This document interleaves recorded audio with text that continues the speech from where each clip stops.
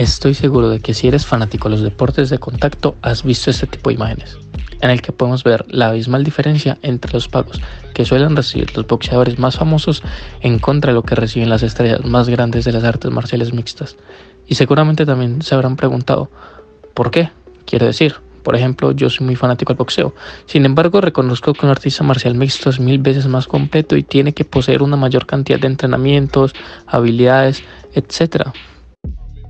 Entonces, en base a simple meritocracia, ¿por qué los artistas marciales mixtos no reciben una paga más alta que los boxeadores, siendo que los artistas marciales mixtos teóricamente se arriesgan más? Bueno, creo que podríamos partir desde los pagos que da la UFC, que es obviamente la compañía más grande, y de esta manera podemos hacer el video mucho más digerible.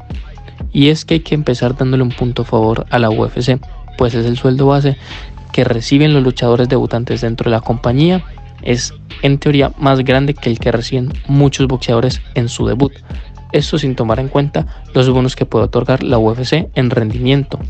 Y bueno, el segundo punto que creo que va más en contra para la UFC, pues la UFC posee sponsors limitados para los peleadores, cosa que no siempre fue así, pues en sus inicios los peleadores podían tener cualquier tipo de patrocinio.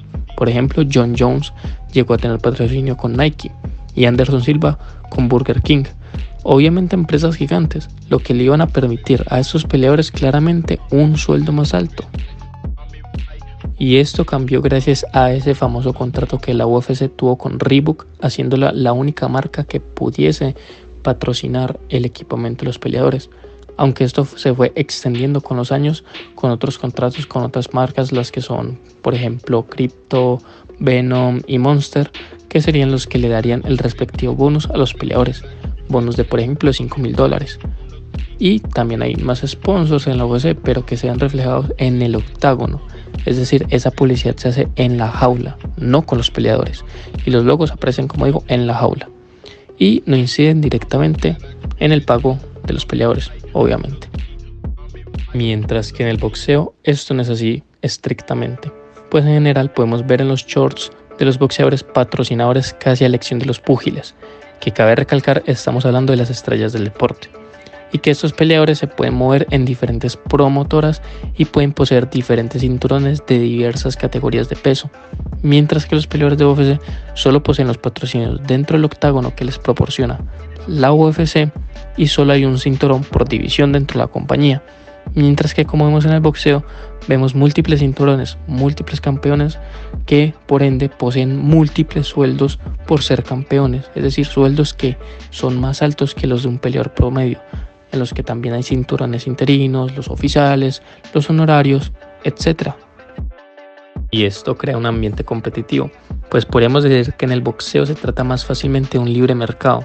Diferentes promotoras pueden ofrecer diferentes pagos por boxeadores estrellas, y aquí es donde el deportista va a elegir el contrato más lucrativo que pueda. Que bueno, esto vemos que está empezando a cambiar poco a poco en las MMA. Llevemos el caso del pago que recibirá Francis Ngannou en PFL, que no es competitivo con el de una superestrella del boxeo, pero que sí posee un contrato con demasiados beneficios para el peleador, y que también propios peleadores del UFC poco a poco están recibiendo una mayor cantidad de dinero acorde a sus estatus de estrella. Por ejemplo, cuando Justin Gaethje peleó en contra de Rafael Fiziev, Justin se llevó un pago de $1 millón, contando también el bonus por haber tenido el rendimiento de la noche. O Alex Pereira, que en su primera defensa por el título ganó más de $1 millón, siendo que campeones, por ejemplo, como Kamaru Usman, pocas veces llegó a esta cifra, siendo entonces que la UFC está empezando a pagarle más a sus estrellas para empezar a adentrarse a una dominancia aún mayor que antes y sin querer darle paso a una posible competitividad en un libre mercado con las otras compañías de MMA, pues ya vimos como en otros años llegaban a demandar a la UFC por posible monopolio. También un tema con el pago dentro del boxeo es que vemos que los boxeadores se llevan una gran parte del porcentaje generado por los eventos en los que compiten. Por ejemplo, los porcentajes por pay-per-views, tickets y entre otras cosas. Por ejemplo, Gervonta Davis en peleas pasadas antes de pelear en contra de Ryan García, Tank se llevó unos alrededor de unos 60 a 40% en cuanto a pay-per-view. Por ejemplo, ese fue el caso en su penúltima pelea en contra de Héctor García, en el que Davis ganó alrededor de 1.5 millones de dólares más los porcentajes anteriormente mencionados. Y este es un ejemplo relativamente pequeño, porque en boxeo podemos ver pagos de más de 10 millones de dólares, 50 millones de dólares, o los casos como por ejemplo los pagos que recibía Floyd Mayweather, que eran más de 100 millones de dólares, entre otros, a los que se suman esos porcentajes por pago por evento. Caso por ejemplo con el pago que recibió Canelo en su última pelea, siendo de más de 10 millones de dólares seguramente, y sin contar porcentajes correspondientes.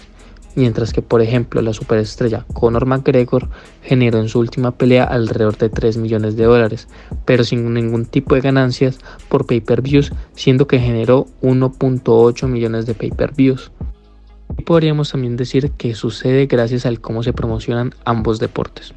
Pues muchos podríamos ver el caso en el que conocemos a esa persona que practica UFC, no MMA, siendo que realmente el nombre del deporte es MMA, pero la UFC ha alcanzado este top of mind tan claro que lleva a muchas personas a decir este tipo de cosas. El top of mind sería simplemente la capacidad de recordación que tenemos las personas sobre una marca. Por ejemplo, ver juntos los colores rojo y amarillo y pensar en McDonald's. Eso es un ejemplo. Con la UFC ya vimos el ejemplo anterior, en el que se piensa primero en la empresa antes que en el nombre del deporte como tal. Por ejemplo, esta oración de yo veo UFC, en vez de decir yo veo MMA, o el cómo se promocionan los eventos de la compañía. Por ejemplo, UFC 246, McGregor vs Cerrone. Aquí vemos cómo está estructurada la promoción del evento, siendo que el nombre de UFC aparece primero que el de las estrellas y se ve mucho más grande. O cuando son eventos por el título, generalmente se promocionan como por el título ligero de la UFC, por colocar un ejemplo. Mientras en el boxeo, por ejemplo, digamos que se va a pelear por un título, pero el evento se promociona como Canelo vs Golovkin 3, pero no se promociona entonces por los títulos absolutos del CMB, IBF, etc. Canelo vs Golovkin. No, he aquí esa diferencia clara. Mientras que, por así decirlo, las empresas o el producto masivo son Canelo y Golovkin y los títulos un valor agregado, en la UFC la compañía es el centro de la atención. Otro punto sumamente importante es la serie de actas que existen para proteger a los boxeadores. Por ejemplo, a la hora de rankear un boxeador, esto es hecho por los organismos que poseen los campeonatos del boxeo, mientras que los promotores solo se encargan de, promover al peleador. En tanto que la UFC es la promotora y a su vez el organismo que rankea a los peleadores, haciendo que si eres peleador dependas de la promoción que te quiera hacer la compañía, lo que influiría intrínsecamente en el pago que obtengas y en los rankings que ocupes, que si bien puedes escalar los rankings y por simple meritocracia te tienen que poner en los rankings, sin embargo, si eres un peleador que no vendes, esto te inhibirá de oportunidades grandes dentro de la compañía. Por ejemplo, oportunidades por el título, pelear contra oponentes top, recibir una paga mayor, etc. Esto lo hemos bien identificado con nuestro buen amigo Beneil Dariush, que le ha costado tener la oportunidad que tiene ahora contra Oliveira. Pero bueno, volviendo al tema, si la UFC funcionase más como el boxeo, tendrá que, por ejemplo, con el caso de Beneil Dariush, este puede decidir si irse, por ejemplo, a Bellator o a ONE para recibir un pago mayor, pero que de todas formas deba recibir una oportunidad por el título. A esto no me refiero a que sea un título de alguna de estas tres compañías en específico, sino que se refiere al hecho de que las promotoras son diferentes a los organismos que proporcionan los rankings, y los títulos, por ende, no se estaría hablando de un título perteneciente a la promotora, sino más bien un título por ser campeón mundial en X categoría dentro del deporte, es decir, campeón mundial de artes marciales mixtas del peso ligero, no campeón de artes marciales mixtas de la UFC, por ejemplo. En conclusión, podríamos simplemente decir que los peleadores dentro de la UFC se deben de ajustar en su mayoría a las reglas que proporciona la compañía y a lo que ésta les parezca, mientras que los boxeadores permitan que haya un comportamiento normal de un oligopolio y puedan recibir mejores ofertas de pago si estos son demandados de buena manera.